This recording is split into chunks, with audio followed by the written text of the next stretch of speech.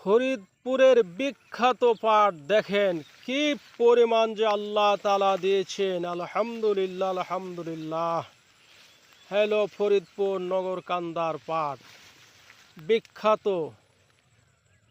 সারা দুনিয়া দেখেন শুধু খালি পাট আর পাট, পাট আর পাট, পাট আর পাট, চতুর্দিকে পাট। অসাধারণ দেখেন, চতুর্দিকে পাট।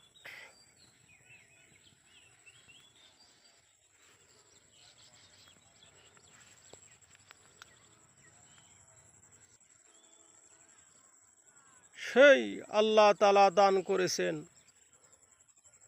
কষ্টের ফসল।